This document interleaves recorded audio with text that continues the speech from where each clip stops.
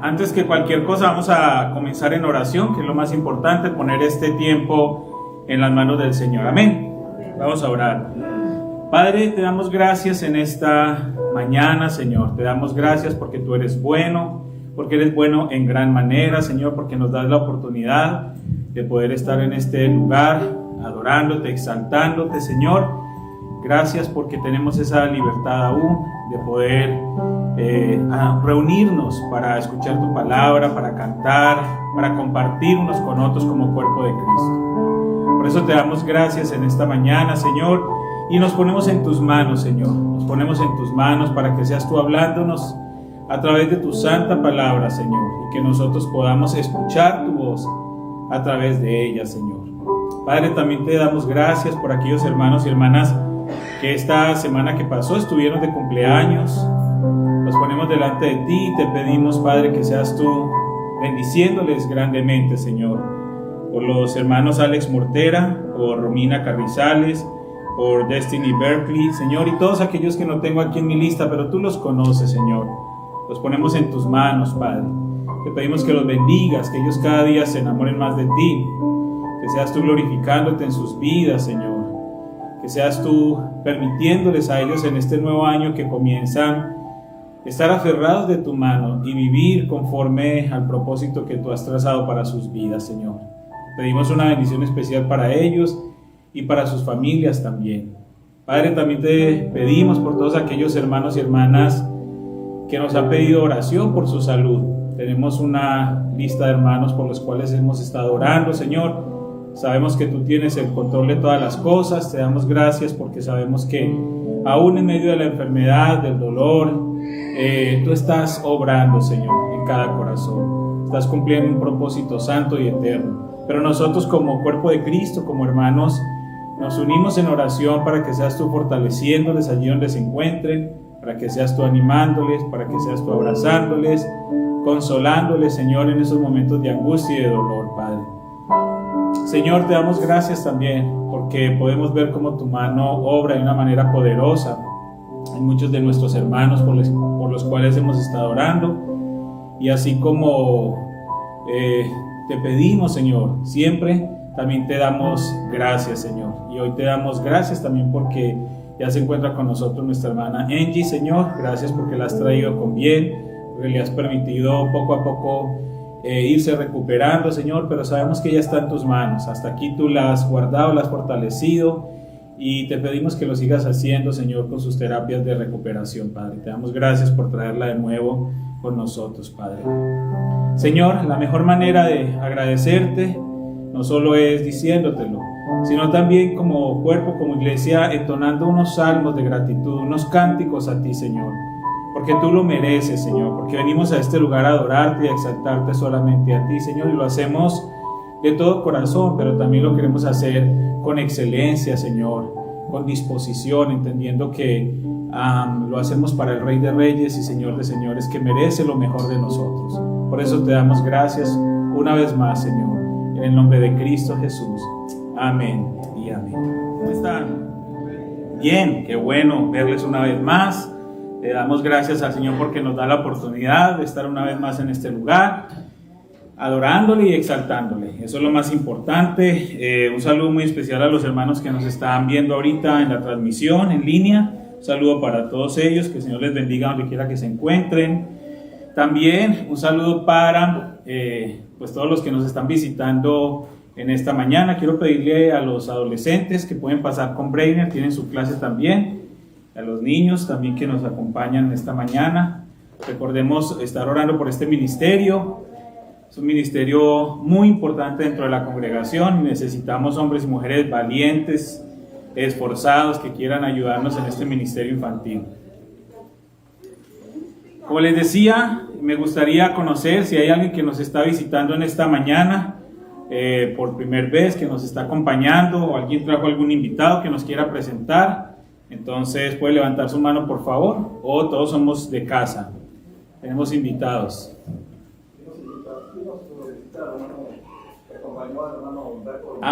Pues gracias, hermano. ¿Me recuerda su nombre, por favor? Juan Antonio, gracias por acompañarnos y bueno, pues solo puedo decirte que el Señor te recompense todo lo que has sembrado en el reino. Gracias por acompañarnos. ¿Viniste con? Josué, bienvenido. Gracias por acompañarnos. Un abrazo para ustedes. Gracias, hermano Juan. ¿Alguien más nos está acompañando? ¿Nos está visitando por primera vez? Pues, tenemos visitas. Mis padres de Oklahoma a visitarnos para bienvenidos. Qué bueno que el Señor nos bendice con tantas visitas, no solamente del valle, sino de otros lugares, y pues esta es su casa, así porque estén por acá, bienvenidos. Y pues una visita, prácticamente una visita, ¿no? Angie, que estuvo por fuera.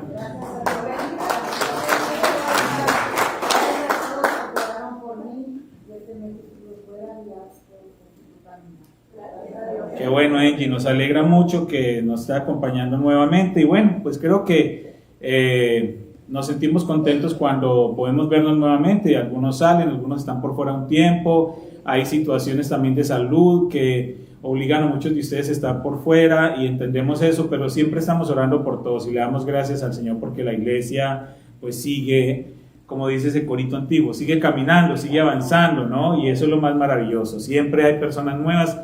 Este fin de semana estuve en un evento de la Convención Bautista en Harlingen y estaba compartiendo con otros pastores sobre las oportunidades que Dios ha traído después de la pandemia. Por supuesto, fueron tiempos muy tristes que no podremos recuperar, ¿no? Todo lo que perdimos, sobre todo las personas que amamos y que partieron con el Señor.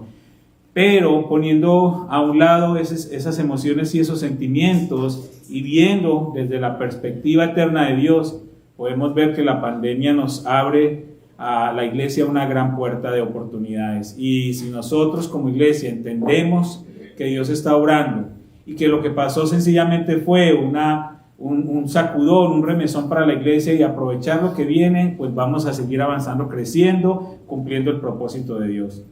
Así es que pues debemos estar agradecidos con el Señor porque hasta aquí nos ha traído y el Señor seguirá cumpliendo su propósito con nosotros y a través de nosotros.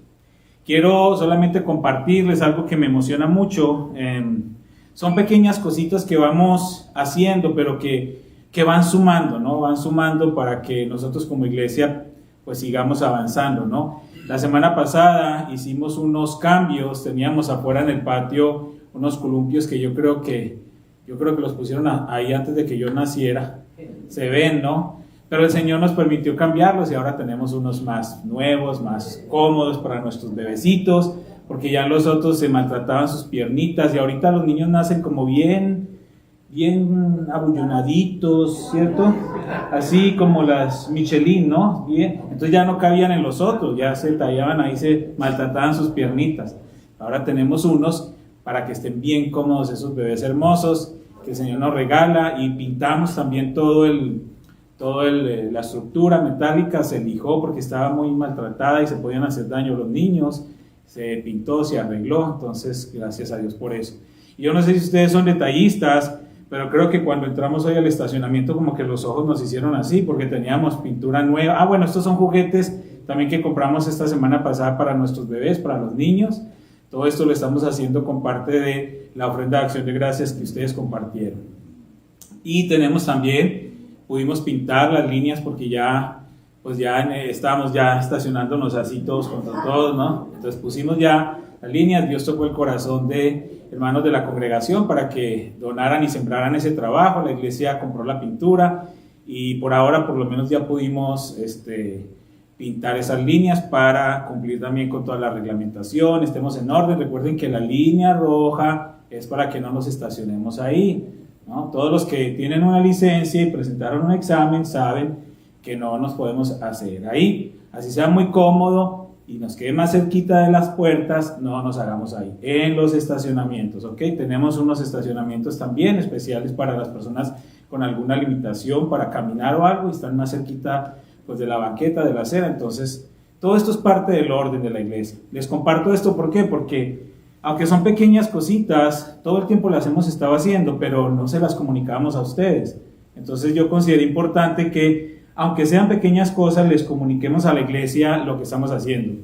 Si lavamos una fachada, si pintamos un muro, si cambiamos algo, que la iglesia sepa que nosotros estamos invirtiendo esos recursos para que la iglesia se sostenga, para que esté bonita, para que sigamos apoyando todos los ministerios que apoyamos en diferentes lugares del mundo, y pues Dios nos ha bendecido grandemente. Recuerden que tenemos en la parte de atrás también un pizarrón para que vean anuncios, calendarios, peticiones de oración, los horarios de nuestra reunión. Bueno, creo que por ese lado ya tenemos los anuncios cubiertos. Hay algunas bolsas de pan que nos donaron, entonces al finalizar la reunión, si ustedes quieren, ahí en el salón de compañerismo, hay algunas bolsas de pan que pueden llevar para ustedes o para compartir. Es una buena oportunidad también para sembrar el mensaje con alguien más. Amén. Bueno, hermanos, estas semanas que han estado transcurriendo, pues han sido semanas con mucha información, con muchas noticias muy negativas, noticias violentas, tristes. Siempre han existido, no es que eso sea algo nuevo, solo que hay momentos en la vida en que esas noticias como que se acumulan todas y vienen con mayor intensidad, y sobre todo ahora que las redes sociales y los medios audiovisuales pues están tan al alcance de todos, y vemos prácticamente en vivo y en directo pues todo el sufrimiento de muchas personas, ¿no? Y estaba pensando, tengo aquí, permítanme, vamos a hacer una ilustración, ya saben que me gusta una ilustración. Esto es peligroso, dice mi mamá, yo no me acuerdo, yo creo que ella se está inventando eso, dice mi mamá que yo cuando estaba niño, porque no digo pequeño porque pequeño me quedé, cuando estaba niño, dice ella que la llamaban de las tiendas como decir H-E-B o así, que fuera porque me tenían allá porque yo le estaba prendiendo fuego a los basureros. Yo no me acuerdo, dice ella, ¿no? Entonces, no se preocupen, aquí está todo fríamente calculado, como dijo un gran filósofo mexicano. Todo está fríamente calculado. No es que tenga mucho, pero quiero compartir este dólar. Y cuando uno ve un dólar, un dólar, digamos nosotros, un dólar no hace la diferencia, ¿cierto? No es mucho. Pero, ¿qué podríamos comprar nosotros con un dólar? Siendo bien objetivos. A ver, los que saben de compras. Los niños, miren, los niños, las mamás y el pastor somos felices con un dólar en Niner ahí. O en el dólar, bueno, ya el dólar no es el dólar, ya es un dólar con 25. Pero en Niner sí todavía podemos usar este dólar. ¿Qué más podemos comprar con un dólar? Un café en el McDonald's, oh, qué bueno, sí, pequeñito, pero está bien, un café. ¿Qué más podemos comprar con un dólar? Una soda, bueno, 2 sodas, bueno, a lo mejor nos alcanza 50 centavos, aunque ahorita todo está subiendo. Una hamburguesa, bueno, está bueno, entonces sí está bueno. ¿Qué más podemos usar con un dólar? Chiclets, es bueno, a veces nos hace falta. Una botellita de agua, está bien, o sea, sí alcanza para muchas cosas, ¿no? Eso aquí en Estados Unidos. ¿Sabían ustedes que hay países donde familias enteras viven un día completo con un solo dólar? Intentan vivir. Más triste aún, no puedo decir el país, para no ser así como muy discriminatorio, pero hay países en los que las personas viven todo un mes, o sea, su salario mensual de todo un mes de trabajo es $1. Imagínate, todo un mes. Entonces, eso me animó a hacer esto.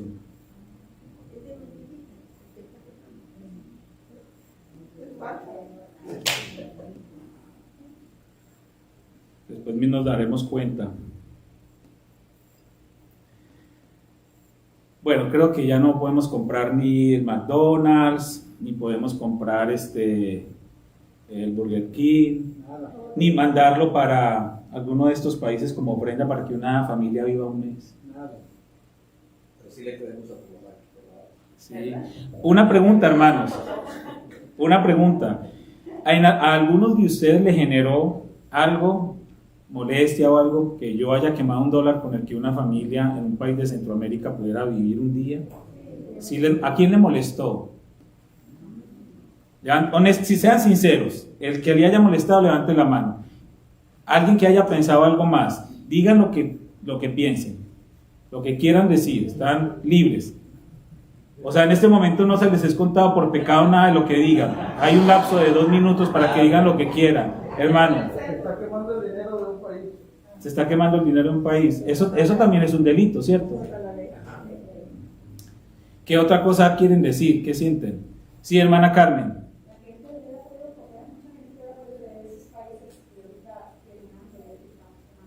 Podríamos comprar un paquete de panes para darles a los migrantes que están allí pasando hambre. ¿Te molesta eso, hermana, que yo haya hecho eso? Hermana, Sí, hermana. cuando vas a comprar mandado, a veces por $1, ¿sí? No lo puedes Te vas a hacer. llevar lo que necesitas. Si te falta un penny, inclusive, es injusto. Es injusto. Ya dependiendo de las taxas. Bueno, pues para tranquilidad de todos y de la ley, no era real. Pero lo que sí es real es el hecho de generar sentimientos negativos o de molestia, de incomodidad, al destruir algo que puede ser muy valioso para muchas personas, sobre todo en estos tiempos. Entonces, yo te digo una pregunta. ¿Qué nos puede molestar más a nosotros? ¿Qué nos puede molestar más a nosotros? La destrucción o el desperdicio de $1 con el que muchas personas pudieron ser muy, muy bendecidas. O nos pueden molestar quizás las excusas que muchas personas tienen para buscar de Dios. ¿Qué vale más para nosotros? ¿Cuál es el valor de la cruz y del sacrificio de Jesús entonces? ¿Dónde nosotros estamos poniendo o en qué estamos poniendo nosotros más énfasis? ¿A qué le estamos dando nosotros valor real? ¿Qué es lo que realmente nos molesta? Juan capítulo 6 versículos 22 al 24 narra una porción pequeña de una gran historia. Juan capítulo 6 del 22 al 24.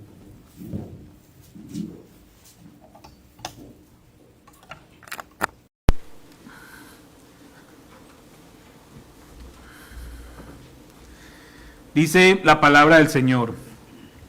Al día siguiente, la gente que estaba al otro lado del mar vio que no había habido allí más que una sola barca y que Jesús no había entrado en ella con sus discípulos, sino que éstos se habían ido solos. Pero otras barcas habían arribado de Tiberías junto al lugar donde habían comido el pan después de haber dado gracias al Señor. Cuando vio pues la gente que Jesús no estaba allí, ni sus discípulos, entraron en las barcas y fueron a Capernaum buscando a Jesús. Y yo he titulado la enseñanza o la reflexión para esta mañana, Buscando a Jesús. Eso es una imagen, una fotografía de una película en la que vemos ese momento, ese gran momento histórico, ¿no? Pero quiero que nos pongamos en contexto, ¿no? Que nosotros podamos entender sobre lo que está hablando este texto de Juan. Y es bueno partir de este texto y de esta experiencia en el que muchas personas buscaban a Jesús. Y no porque Jesús estuviera perdido, solo que muchos querían acercarse a Él, por supuesto, cada uno con sus propias expectativas, cada uno con sus propias motivaciones, pero muchos estaban buscando a Jesús. Y esta porción en el Evangelio de Juan comienza hablando de la gente que estaba al otro lado del mar. Así comienza ahí el versículo 22, la gente que estaba al otro lado del mar. Vamos a hacer un recorderis de algo que ya hemos enseñado acá. Primero recordemos que Juan está hablando, cuando se refiere a mar, está hablando del lago de Genesaret. No es precisamente un mar, es un cuerpo de agua pequeño, pues en comparación con el mar. pero era conocido de esa manera, era conocido como el mar de Galilea, como el lago de Genesaret, como el mar de Tiberíades. Igual era un gran lago, un gran cuerpo de agua, y en sus alrededores nuestro Señor Jesús Cristo desarrolló gran parte de su ministerio, y vemos casi todas las situaciones en las que el Señor se vio envuelto, y todas ocurrieron alrededor de este lago, ¿no? De este mar. Ahora, una vez más el Señor Jesucristo realiza un gran milagro a la orilla de este lago, cerca de este lago de Genesaret. Y el texto ahí en Juan está hablando de muchas personas que estaban siguiendo a Jesús al otro lado del lago. Al parecer, estas personas habían llegado a ese lado del lago, sobre la zona de Tiberíades, y allí el Señor había subido a un monte, y fue allí donde sucedió uno de los grandes milagros de nuestro Señor Jesús. Ese milagro es cuando Él dio de comer a más de 5,000 personas, solamente usando 5 panes y 2 peces. Y dice la narración que estas personas tenían hambre, pero estaban siguiendo a Jesús por algo que Él estaba haciendo, milagros y muchas cosas, y la gente le estaba siguiendo. Esas personas no vivían allí. Esas personas, así como Jesús cruzó, ellos también cruzaron y llegaron allá a escuchar a Jesús y a esperar algo de Él, y el Señor cuando los vio, dice que los vio cansados, que ya estaba cayendo la tarde, y que sencillamente era muy difícil que ellos se fueran a buscar comida porque ya estaba muy de noche, y Él le dice a los discípulos, pues denles de comer. Señor, pero no tenemos por acá un lugar cerca para darles de comer. Y si los enviamos a casa, pues van a tener problemas porque es un largo recorrido. Entonces eso nos da a entender de que ellos no pertenecían a esa zona. Entonces, el Señor hace un milagro, suena chistoso la palabra, pero digamos, un milagro milagroso, la redundancia, porque realmente es imposible de comprender semejante milagro, porque era algo que podían verlo ellos antes y después. Es decir, ellos pudieron ver esos 5 panes, esos 2 peces, y luego dice que hubo tanto para darle de comer a más de 5,000, porque cuando ellos contaban, solamente contaban cabezas de varones. Entonces a esos 5,000, súmele que la mitad estuvieran casados, y de esa mitad, otra mitad tuvieran hijos, y no eran 1, si eran 2, 3 hijos, o sea, eran muchas más de 5,000. Y dice la narración que todos comieron y sobraron 12 canastas llenas, una para cada discípulo, para que lleve lo suyo también. Imagínense semejante milagro. Esta gente estaba impactada por eso, habían llegado a ese lugar, a eso. Y ese milagro en el que el Señor da de comer a esas 5,000 personas, incluso hasta saciarse, porque se saciaron comiendo, y que les queda aún para guardar, un gran milagro. Ahora, después de semejante milagro, tan visible, tan impactante, era de esperarse, por supuesto, que las personas quisieran más de Jesús, que quisieran más de Jesús. Y ahora, más que antes, estas personas querían seguirlo, no querían despegarse de su lado para recibir más de estos milagros. Y es entendible, es apenas lógico. Si tú conocieras a una persona que hiciera semejantes cosas, pues querrías estar al lado de esa persona todo el tiempo, donde quiera que vaya. Incluso el Señor Jesucristo se vio en riesgo por la multitud, porque fue tan abrumadora esa experiencia para ellos, que las personas, dice el texto, querían hacer a Jesús rey a la fuerza, querían hacerlo rey. Ellos pensaron, no, pues ya la hicimos, si nosotros nombramos o hacemos rey a este hombre, pues ya todas nuestras necesidades van a estar cubiertas y no vamos a tener más problemas pues hasta que nos muramos. Nos sana a los enfermos, da comida al hambriento, libera a los endemoniados. Genial, el estado ideal. Vamos a hacerle rey a la fuerza. Y Jesús, de alguna manera, como lo hizo en otras ocasiones, supo escabullirse, escaparse de ellos Y por supuesto, ese no era el plan del Señor. Él no quería ser rey de esa manera. Él no tenía en mente ese tipo de reino. Y al contrario de lo que muchos predicadores o maestros del evangelio hoy en día quisieran aprovechar un pequeño momento de fama y que la gente los exalte y los vitoree y los quiera poner en lugares altos, muchos aprovechan la situación y se dejan subir por la gente y entonces disfrutan de todos esos halagos y esas honras y ese lujo y todo eso, porque a muchos han caído quizás en esa tentación. Pero el Señor Jesucristo no tenía en mente ese tipo de reino, ese tipo de gobierno, y entonces Él escapa de estas personas, dice que se va a un lugar más alto, aprovecha el desorden, eran muchos, y Él se escabulle y se va solo a un lugar más escondido, más alto. Ahora, después de que las personas ya habían comido, ya estaban descansando, pues los discípulos deciden regresar a Capernaum. Este milagro se narra en varios evangelios, y en Mateo, por ejemplo, que narra este mismo episodio, por órdenes del mismo Señor Jesucristo, los discípulos, dice en Mateo que el Señor les dijo que se fueran, ¿no? Que se adelantaran. Pero ellos, al no ver que Jesús llegaba, pues ellos decidieron salir solos en la barca, ¿no? Y cruzar hasta Capernaum. Yo estuve mirando en el mapa y realmente eran unas 8 o 10 millas, ¿no?, de distancia. Ahora hay que tener en cuenta algo importante, que estos discípulos, algunos de ellos conocían ese lago, ya habíamos hablado de eso.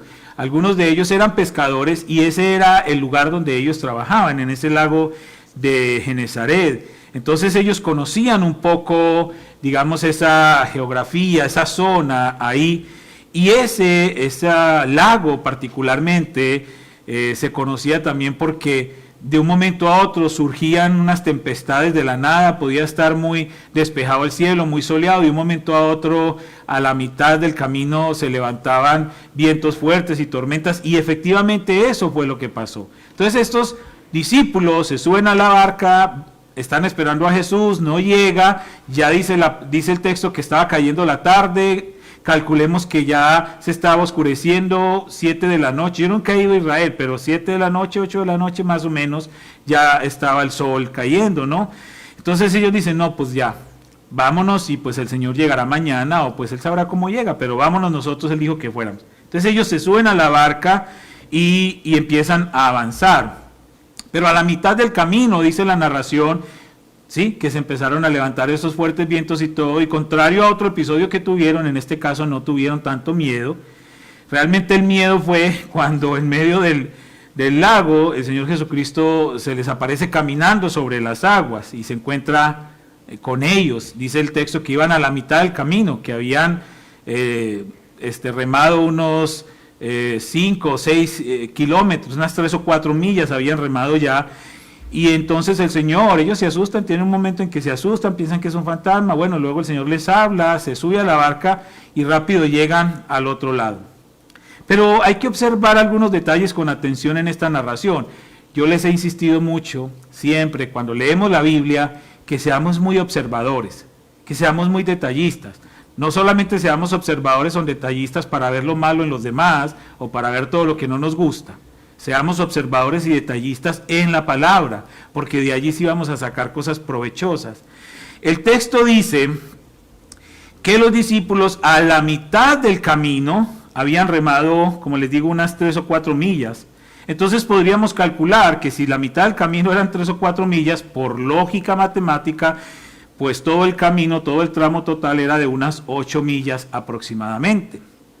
Según algunos comentaristas, porque todo depende, eso no lo dice la Biblia, pero algunos comentaristas, esa distancia de esas 8 millas remando, no habían lanchas ni botes como las que venden allá en Bass Pro Show o esos negocios grandes, no había de esa nada, eso eran unas barquitas y hágale, este era el único motor, ¿no?, que traían ellos.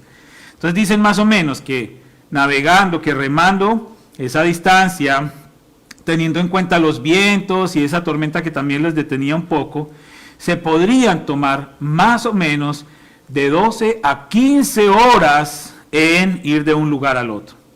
Entonces, de donde sucedió el milagro, que era la ribera o ahí de Tiberíades, hasta Capernaum, unas 12 o 15 horas remando, ¿no? Ese dato es importante, ahorita les voy a decir por qué. Ese dato también nos permite calcular, de alguna manera, el cansancio físico que esto podía significar. Por más experimentados que fueran los pescadores, eso de alguna manera está remando por 12 o 15, yo no sé quiénes han remado 12 o 15 horas seguidas, pero yo alguna vez me monté en una lanchita y a la media hora ya me dolía hasta el pelo, porque eso es una fuerza tremenda, y en un laguito tranquilo, imagínate ellos en ese lago con tanta fuerza, ¿no?, de la naturaleza. Entonces había un cansancio físico, ¿no?, había un desgaste físico. El versículo 24 particularmente dice que la gente, cuando vieron a su alrededor que los discípulos no estaban y que Jesús tampoco estaba allí, dice que la gente decidió embarcarse en las lanchas que habían y se dirigieron hacia Capernaum también. Un recorrido de mínimo, ¿cuánto? ¿Cuántas horas? 15. 12 o 15 horas más o menos. Ahora, esta multitud tenía un propósito. Ellos no hicieron semejante viaje para regresar a sus casas. Ellos lo hicieron buscando a Jesús. Cuando ellos fueron de Capernaum hacia esa zona de Tiberíades, fueron buscando a Jesús. Allí el Señor les hace el milagro de la alimentación y regresan, no para irse a sus casas, ya bueno, ya comimos, ya nos vamos a casa. No, esas personas deciden regresar otras 12 o 15 horas de camino buscando a Jesús, porque dice ese texto ahí en el versículo 24, dice buscando a Jesús. Dice, cuando vio pues la gente que Jesús no estaba allí, ni sus discípulos, entraron en las barcas y fueron a Capernaum buscando a Jesús. Puede parecernos a nosotros quizás, al hacer una lectura así de corrido, como solemos leer nosotros la Biblia, algo insignificante, ¿no? O sea, sí, cruzaron el río y pues sí, pues estaban en otro lugar, era lógico que se regresaran. Puede parecernos muy normal, pero solamente imaginemos, como les dije hace un par de minutos, el esfuerzo físico, quizá un esfuerzo económico, porque tenían que pagar a los que los llevaran, o si tenían su propia lancha, pues tenían que hacer también un esfuerzo económico, estaban fuera de su casa, quizás habían dejado de trabajar ese día. Todo lo que estas personas hicieron solamente para buscar a Jesús, que tanto sacrificaron muchos de ellos por buscarlo, por encontrarlo. Y estas personas solo habían recibido de Jesús. ¿Qué recibieron de Jesús? Un pedazo de pan, un pedazo de pescado, de manera personal cada uno. Seguramente entre la multitud habían algunos que fueron sanados o liberados de algún espíritu, pero ellos le estaban buscando por los milagros, más que por sus enseñanzas, porque ellos querían que eso se siguiera repitiendo. Seguramente ya pues no querían trabajar más y querían vivir del gobierno, pues de Jesús. Pero lo que quiero notar y lo que quiero observar con este detalle, en esta porción particular, es esa inquebrantable decisión de estas personas de buscar a Jesús. Aunque tuvieran que cruzar lagos, montañas, valles, aunque tuvieran que salir en medio de la noche, aunque tuvieran que aguantar frío, calor, lluvias, sin importar si estaban con hambre o cansados, o estaban cargando con sus hijos o con los abuelitos, pese a cualquier adversidad, estas personas buscaban a Jesús. Y ellos lo hicieron de esta manera tan esforzada, y solo habían recibido un milagro material. Pero nosotros, tú y yo, que hemos recibido el perdón de nuestros pecados, que hemos recibido la vida eterna, nos debemos preguntar, Leo, ¿me ayudas por favor? ¿Le estamos buscando igual? ¿Le estamos buscando igual? Estas personas de esta gran multitud Pudieron exponer muchas excusas. Estaban lejos de su hogar, tenían hambre, estaban cansados, el clima evidentemente no era favorable, necesitaban recursos, etcétera, etcétera, etcétera. Muchas excusas. Pero, ¿acaso puede existir alguna excusa, por justificada que sea, para que no busquemos a Dios incansablemente? Les voy a compartir unos versículos. Efesios 5:16, son versículos aleatorios, tienen que ver con el tema, pero solamente los voy a mencionar. Aprovechando bien el tiempo, porque los días son malos.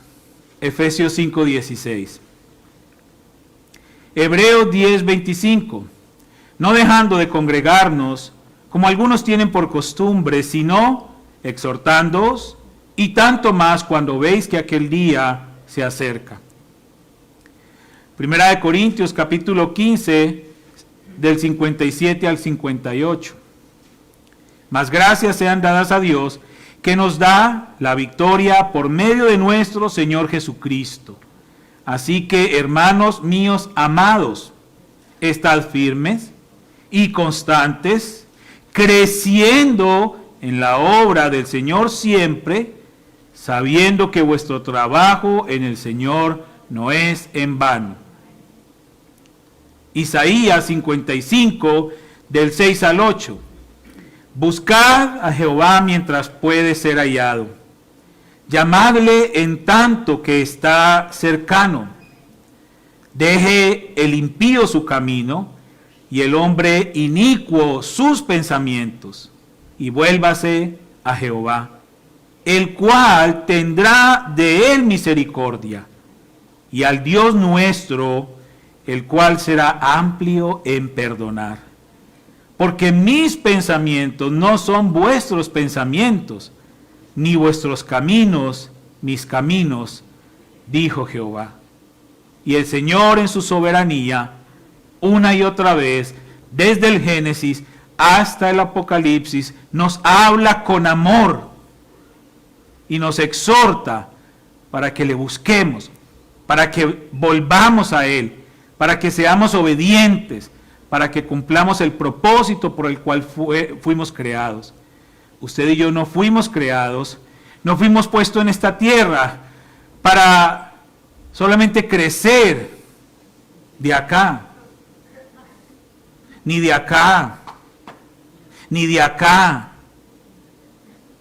Usted y yo fuimos puestos en esta tierra para cumplir un propósito que va mucho más allá de lo que nos podamos imaginar. Un propósito que es eterno. Y es un privilegio que el Señor, este Dios santo, santo, santo, nos haya mirado con ojos de misericordia y nos haya extendido su mano de amor y nos haya arrancado de las tinieblas. ¿Para qué? Para que usted y yo anunciemos esta luz admirable. Tú y yo, en el momento en que reconocimos a Jesús como nuestro Señor y Salvador, nosotros hicimos un compromiso con Él y solamente con Él. Y este compromiso no es hasta que la muerte nos separe, es eterno y lo hicimos solo con Él. Es un compromiso que nos involucra en su reino, que nos involucra en su plan perfecto. Y nosotros estamos, hermanos, llamados a servirle por amor, no a servirle por compromiso, no a servirle para que nos vean, no a servirle para ganar ovaciones de la gente. Jesús no quiso ser rey a la fuerza.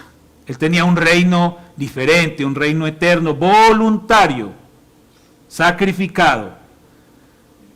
Él no quería ser un rey para que lo vieran solamente, para que lo adularan y lo exaltaran y no. Él tenía un propósito mucho más allá.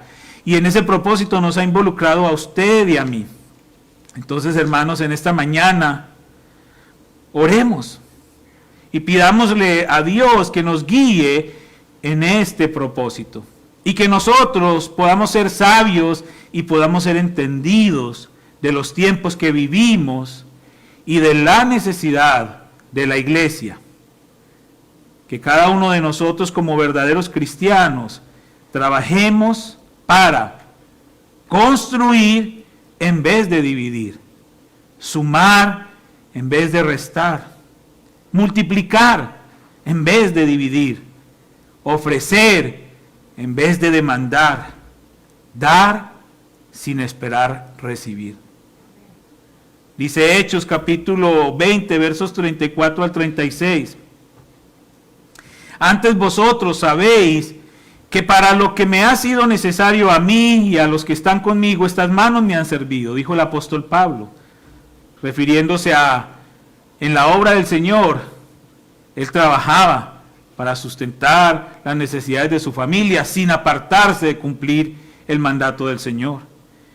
Y dice, en todo os he enseñado que trabajando así se debe ayudar a los necesitados.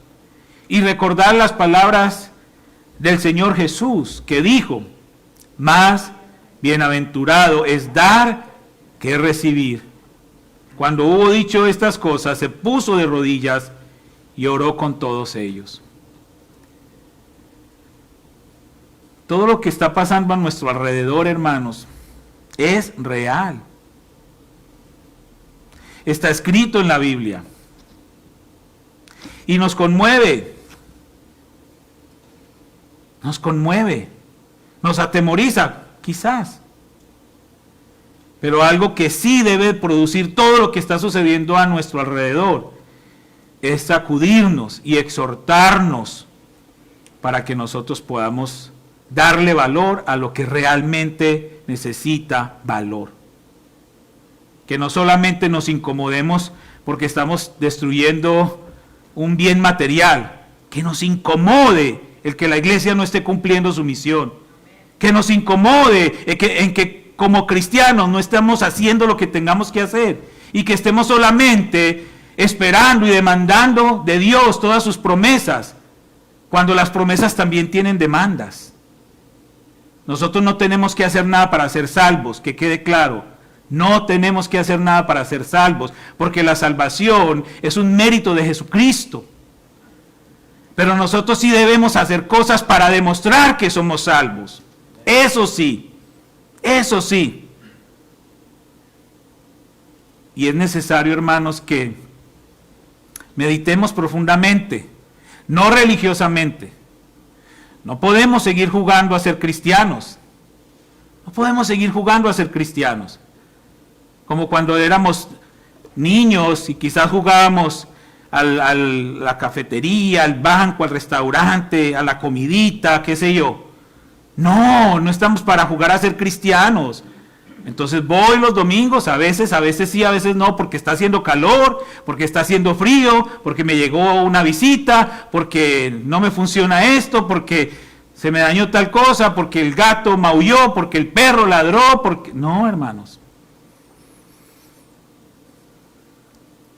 Claro, yo puedo faltar a la iglesia, yo puedo faltar a un servicio, digo, no a la iglesia, yo puedo faltar a un servicio porque fuimos con nuestra familia a descansar y a disfrutarnos como familia, estamos cumpliendo el plan de Dios y el propósito de Dios. Yo puedo faltar porque estoy cansado, mi cuerpo está físicamente cansado y quiero estar este día descansando, orando, leyendo la palabra, o sea, cumpliendo la obra del Señor, orando por alguien. O voy a ir a visitar a un familiar lejos y me voy a ausentar X tiempo, vamos a compartir el evangelio. Claro, por supuesto, no estamos obligados a cumplir los ritos, nos tenemos que congregar porque muchos se congregan porque están jugando al cristiano, estamos jugando a los cristianos y nos congregamos. Pero ¿realmente estoy buscando a Dios? ¿Realmente estoy buscando a Dios? ¿Realmente le estoy dando valor a Dios y a su palabra? Estamos vivos, hermanos, para cumplir un propósito. No partamos de este mundo sin cumplirlo. El Señor nos ha salvado a todos. Pero llegar al cielo, al bema de Cristo, y pasar, ¿cómo decíamos qué días de panzazo? No, eso es ser muy mediocre y muy triste. Todos nosotros, en la medida de nuestras capacidades, tenemos dones que Dios nos ha dado para servirle. No importa su edad, no importa su limitación física, no importa su estatus económico. Para Dios eso no vale absolutamente nada. Si el Señor derramó su sangre por ti, es porque vales, por lo que Él es, no por lo que nosotros tengamos. Sencillamente digámosle al Señor de corazón: Señor, ¿qué no he hecho y qué debo hacer? Y pongámonos en orden con el Señor. Porque como les leí ahí, los tiempos son malos. Y ya no podemos seguir jugando a ser cristianos.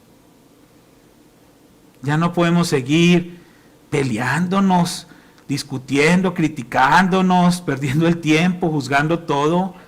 No, el Señor llega pronto. Y Él viene por una iglesia trabajando, que cuando Él llegue nos encuentre haciendo lo que tengamos que hacer.